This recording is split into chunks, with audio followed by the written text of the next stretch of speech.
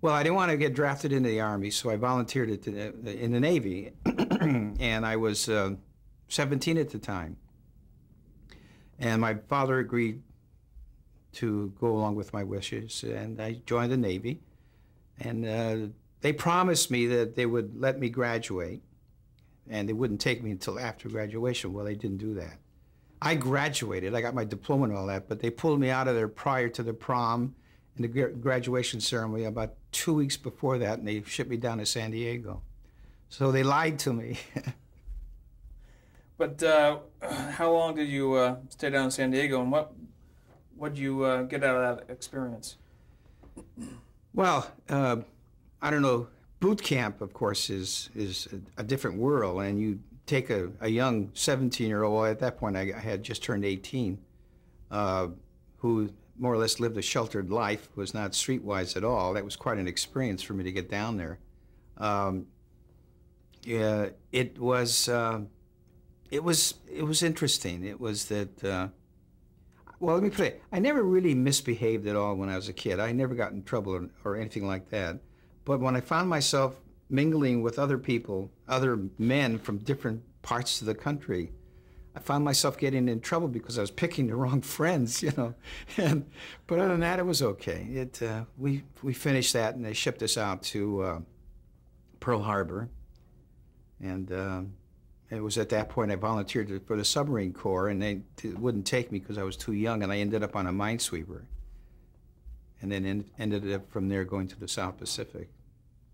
Minesweeping's pretty intense, isn't it? It was pretty intense. We had to go through training in Pearl Harbor for about 3 months about minesweeping, how to fire certain rifles and guns and so on, because we had to blow up the mines sometimes. Once we cut them and they surfaced to the top of the water, we had to shoot them down and explode them.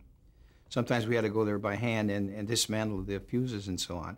But we went over with a squadron, and we cleaned a lot of mines around Saipan and Guam and Borneo, about 49,000 square miles approximately.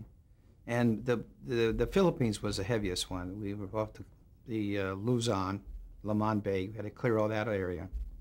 And, you know, got a little hectic. I bet. Did your Navy experience influence your career at all? Did you learn something that you applied later? Yes, in fact, strange as it may seem, we had a 16-millimeter projector on the ship, and they wanted somebody to run the films that we would get whenever we hit an island. We'd go out and get some films and show it. So I volunteered for that job. So I was the projectionist, other than my other responsibilities, which was down in the engine room as well as in the signal corps area up in where the radar and everything else was. And it was fun. I would go out to the various islands, and they had a place where you would go in there to exchange film. And I would bring it back, project it. It was my job to keep the projector in order. I would take the thing apart. Even if it didn't need any repair, I'd take it apart, go get the parts, and put it all back together again. And I enjoyed that. In fact, I have the projector. They gave it to me when I left.